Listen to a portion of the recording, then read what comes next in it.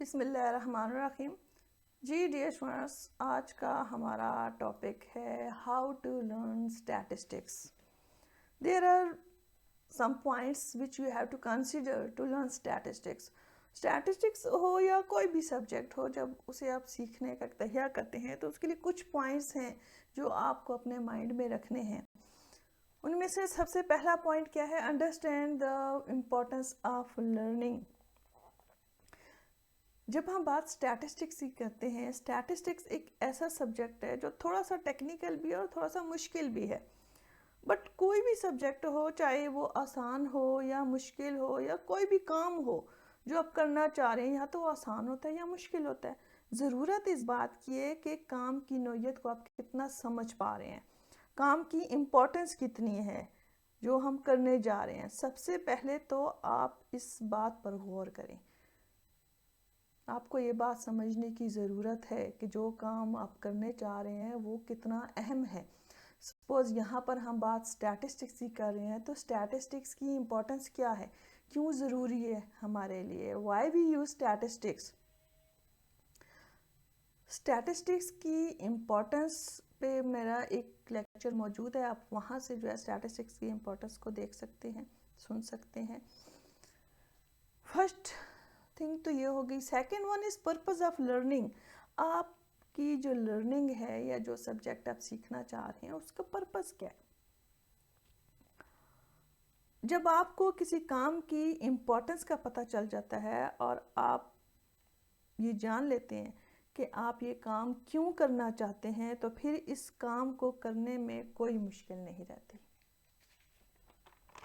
क्यों मुश्किल नहीं रहती? क्योंकि आप ठान लेते हैं कि I have to do this work and I can do. Third one, develop interest, passion. पूरे कॉन्फिडेंस के साथ जब आप कोई काम स्टार्ट कर देते हैं तो यकीन करें, ना सिर्फ वो काम आसान हो जाता है आपके लिए, बल्कि आपके अंदर इंटरेस्ट डेवलप हो जाती है इस काम के करने की, और आप रात दिन मेहनत करते हैं, अपना मकसद हासिल कर लेते हैं। मैं चूँकि आपको स्टैटिस्टिक्स पढ़ा रही हूँ तो ये ज़रूरी समझा कि आप लोगों को थोड़ा सा बूस्ट अप कर सकूँ, क्योंकि ये बहुत ज़रूरी है स्टैटिस्टिक्स को समझने के लिए। तो सबसे पहले तो हमें ये पता होना चाहिए कि हम स्टैटिस्टिक्स क्यों पढ़ रहे हैं। Reason is that research work without statistics is nothing. ठीक है, मोस्ट इम्पॉर्टेंट बात ये है कि जब हम रिसर्च वर्क करते हैं तो उसमें हमें स्टैटिस्टिक्स की ज़रूरत पड़ती है। तो एक पॉइंट तो ये हो गया कि इसकी इम्पोर्टेंस पता होनी चाहिए।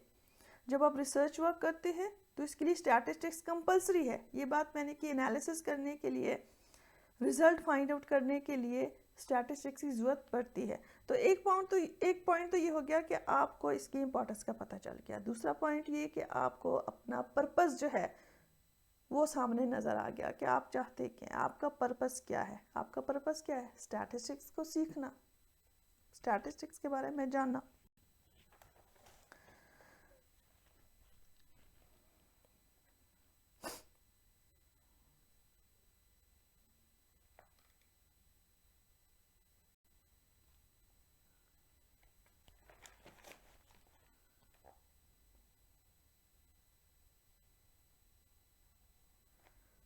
आपका पर्पस क्या है कि मैंने हर हाल में स्टैटिस्टिक्स को सीखना है, चाहे मुझे मुश्किल ही क्यों ना लग रहा हो, क्योंकि इसके बगैर कोई चारा ही नहीं। आप मैदान में उतर आए हैं, अब आप मैदान छोड़कर भाग नहीं सकते। आपके पास कोई रास्ता नहीं है पीछे मुड़ने का, पीछे देखने का। We have to make struggle and efforts. अगर आप गिव अप कर देंगे, आप हिम्मत हार देंगे, आप ये कह दें कि नहीं भाई मुझसे तो ये काम अब नहीं होगा, तो फिर आप वाकई में वो काम नहीं कर सकते।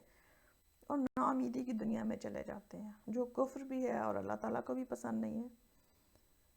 और ऐसे में आप ना सिर्फ अपना लॉस करते हैं बल्कि आपके साथ जुड़े हुए जितने भी रिश्ते हैं उनके साथ भी ज़्यादती करते हैं आप, इनके लिए भी बहुत बड़ा लॉस है। कभी इस बात पे गौर कीजिएगा। तो ऐसी सिचुएशन में बेहतर फैसला ये है कि आप मैदान छोड़ने की बजाय आगे बढ़ें। गो कि आपको बहुत मुश्किल लग रहा होता है, स्टार्ट लेना, आपको हिम्मत करके स्टार्ट लेना पड़ेगा। जब आप हिम्मत करते हैं ना, तो एक दफ़ा स्टार्ट ले लेते हैं किसी काम के करने का, तो फिर वो आहिस्ता आहिस्ता सारी मुश्किलात जो है वो सॉल्व होना शुरू हो जाती हैं। फिर आपको वो काम मुश्किल नहीं लगता, बल्कि अल्लाह ताला भी इसमें आपकी मदद करता है। As you listen God helps those who have themselves. अगर मैं अपना एक्सपीरियंस आपके साथ शेयर करूं कि मुझे स्टैट की समझ बिल्कुल नहीं आती थी। रीज़न ये थी कि मुझे मैथ में इंटरेस्ट नहीं था। कभी जब एमएड या बीएड में स्टैट पढ़ना पड़ा तो फर्स्ट डे सर का जो लेक्चर था वो सर से ही गुजर गया। सिर्फ इतनी बात समझ में आई कि स्टैटिस्टिक्स जो है वो मैथ की एक ब्रांच है। अब जिस बंदे को मैथ हमेशा मुश्किल लगा उसके लिए स्टैट भला कैसे आसान हो सकता है। यू कांट इमेजिन कि मैंने मैट्रिक का मैथ जो है वो रट्टे से पास किया, फिर भी 60 मार्क्स हासिल किए। मैंने अपना इतना रट्टा लगाया, इतना ज़्यादा अच्छे तरीके से रट्टा लगा कि उनको याद किया कि क्वेश्चंस के आंसर वो मुझे ज़बानी याद हो गए थे। मैंने मैट्रिक साइंस के साथ किया और मैथ काफ़ी टफ, ऊपर से इतनी मोटी बुक, फिर भी मेरे लिए हर सवाल का जवाब जो है वो देना बड़ा आसान हो गया था। मैंने रट्टा लगा, अंदर का प्रोसीजर भले भूल गया बट मुझे आंसर याद है। जब भी मैं क्वेश्चन को सॉल्व करने बैठूं, आंसर मेरा गलत आ कि मुझे पता चल जाता कि नहीं, इसका आंसर तो रॉन्ग आ रहा है, ये आंसर तो इसका है ही नहीं। फिर दोबारा से उसको रिपीट किया, उस प्रोसीजर को दोबारा से सॉल्व किया क्वेश्चन को, और एट द एंड जो है आंसर ठीक आ गया। तो कहने का मतलब ये कि मेरे पास कोई रास्ता नहीं था। मैट्रिक में हर हाल में मैथ को पास तो करना था। अब अगर मैं उस वक्त छोड़ देती तो आज जो मकाम मैं हासिल करना चाहती थी, हायर एजुकेशन की तरफ आना चाहती थी, तो मैं ना आ सकती, आज मेरा ख्वाब पूरा ना होता। अगर आप लोगों के सामने हूँ तो सिर्फ इस वजह से कि मैंने हिम्मत नहीं आई, उसका एक सोल्यूशन फाइंड आउट किया कि चलो भाई रट्टा लगा लो, बट मैंने किसी तरीके से पास होना है। सिर्फ एक सब्जेक्ट की वजह से मैं अपनी स्टडी नहीं छोड़ सकती थी। मैट्रिक के बाद मैथ से तो जान छूट गई, शुक्र किया अल्लाह का, एक बला टल गई। होता है ना ऐसे कि कोई सब्जेक्ट बड़ा मुश्किल लगता है, शुक्र है अब मैथ से पाला नहीं पड़ेगा एटलीस्ट। अब बीएड एमएड में आई तो यहाँ पर स्टैट से पाला पड़ा। अब यहाँ मुश्किल ये थी कि यहाँ रट्टा लगाना भी जायज़ नहीं था, रट्टे वाला तो काम ही नहीं था। जब तक आपको स्टैट समझ नहीं आएगा, आप रिसर्च के जो ऑब्जेक्टिव्स हैं उस पर क्या फार्मूला लगता है, किस तरह लगाता है, आपको समझ ही नहीं आ सकता। रट्टे को तो वैसे ही मैंने खैर बात कह दिया था, क्योंकि मुझे ये समझ आ गई थी कि अगर आपने रट्टा लगाया होता तो अगर एक वर्ड भी भूल जाए तो पूरा का पूरा चैप्टर आपका गया, सारी मेहनत आपकी गई। तो रट्टे को तो वैसे ही खैर बात कह देना चाहिए, हर चीज़ को समझ के पढ़ना चाहिए, समझना बहुत ज़रूरी है। और स्टैटिस्टिक्स ऐसा सब्जेक्ट है जिसको अगर आप समझे बगैर रट्टे से पास कर लेंगे, पास तो हो जाएंगे बट आपको चीज़ों की समझ नहीं आएगी, वैल्यूज़ की समझ नहीं आएगी।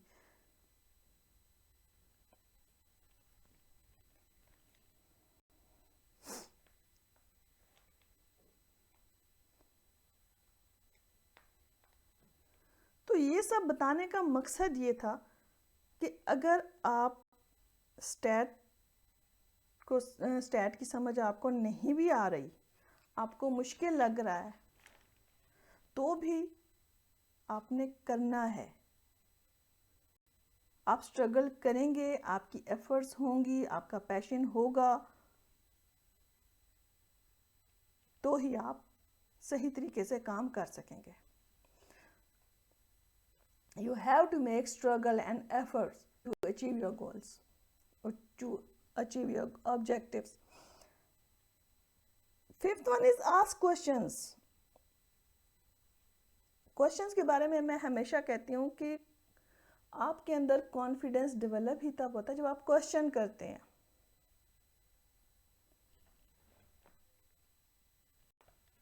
स्टैटिस्टिक्स में भी देखें, जो पोर्शन आपको समझ आ रहा है ठीक है, सही है, उसको एक साइड पे रख दें। जो क्वेश्चन आपको समझ में नहीं आ रहे उनको आप नोट डाउन कर लें और वो पूछें, चाहे अपने कोलीग से पूछें, चाहे अपने क्लास फेलो से पूछें, अपने फ्रेंड से पूछें, जहाँ जहाँ पॉसिबिलिटीज़ हो सकती है, अपने टीचर से, ना सिर्फ अपने टीचर से बल्कि दूसरे डिपार्टमेंट के टीचर से भी। मैंने तो ऐसे ही किया था। मुझे जब स्टैटिस्टिक्स की समझ नहीं आ रही थी, मैं फ्रेंड्स के साथ बहुत ज़्यादा, फ्रेंड्स को पकड़ लेते थे हम लोग, बल्कि हमारा 3-4 स्टूडेंट का ग्रुप था। हमारे ग्रुप में एक स्टूडेंट ऐसी थी जो वो इंटेलिजेंट थी बहुत ज़्यादा, उसे स्टैटिस्टिक्स की जो है अच्छी तरह समझ आ रही थी, हमें नहीं आ रही थी। हमने सीखना था हर हाल में। हम क्लास के बाद उसे पकड़ लेते कि नहीं भाई, पहले हमें जो आज पढ़ा है आज सिखाना है आपने, फिर आपने जाना है। उसको जाने ही नहीं देते थे, यूनिवर्सिटी में बिठा लेते थे। कोई टीचर मिलता, कोई सीनियर स्टूडेंट मिलता, उसे पकड़ लेते, भाई ये क्वेश्चन है, इस क्वेश्चन का सलूशन चाहिए हमें, ये इन्फॉर्मेशन चाहिए। तो यकीन करें काफ़ी हद तक हमें इन्फॉर्मेशन मिल जाती थी। तो मोस्ट इम्पॉर्टेंट है कि क्वेश्चन करना आना चाहिए आपको। इट्स अ टेक्निक कि आप क्वेश्चन कर सकें। आप क्वेश्चन जितना ज़्यादा करते हैं आपकी लर्निंग उतनी ज़्यादा होती है। लास्ट वन है डेवलप कॉन्फिडेंस। इसका लिंक भी क्वेश्चन के साथ ही, जब आप क्वेश्चन करते हैं तो आपके अंदर कॉन्फिडेंस डेवलप होता है। आपके अंदर कॉन्फिडेंस होगा तो ही आपकी लर्निंग अच्छी होगी। विदाउट कॉन्फिडेंस आप कुछ नहीं कर सकते, ठीक है। तो कॉन्फिडेंस अपने अंदर डेवलप करें, और डेवलप ऐसे ही होगा कि आप पूछें, अपने अंदर हेजिटेशन को दूर करें, आप बोलें। जितना आप बोलेंगे, जितना आप क्वेश्चन करेंगे, उससे आपकी लर्निंग भी ज़्यादा होगी और कॉन्फिडेंस भी डेवलप होगा। जी डियर, ये सारे पॉइंट डिस्कस करने का मकसद ये था कि अक्सर स्टूडेंट्स जो है ये कंप्लेन करते हैं कि स्टैटिस्टिक्स बहुत ही मुश्किल सब्जेक्ट है, समझ नहीं आ रहा। तो ये सारी चीज़ें, अगर ये सारे पॉइंट्स अपने माइंड में रखेंगे, कोशिश करेंगे, तो इंशाल्लाह स्टैटिस्टिक्स कोई मुश्किल ही नहीं होगा। मैंने अपनी एग्जांपल इसीलिए दी कि मेरे जैसा बंदा जो स्टैटिस्टिक्स से, मैथ से दूर भागता था, आज आप लोगों को मैं समझा रही हूँ, इस मकाम तक अगर पहुँची हूँ तो क्यों। उस वक्त मुश्किल लगता था, अब इंटरेस्ट डेवलप हो गई है, अब मज़ा आता है मुझे स्टैटिस्टिक्स को पढ़ने का, प्लस पढ़ाने का। जितना रीड आउट करेंगे स्टैटिस्टिक्स को, जितना रीड आउट करेंगे, जितना समझ आएगा ज़्यादा, उतना आपकी इंटरेस्ट डेवलप होगी, उतना ज़्यादा आप अच्छे तरीके से काम कर सकेंगे।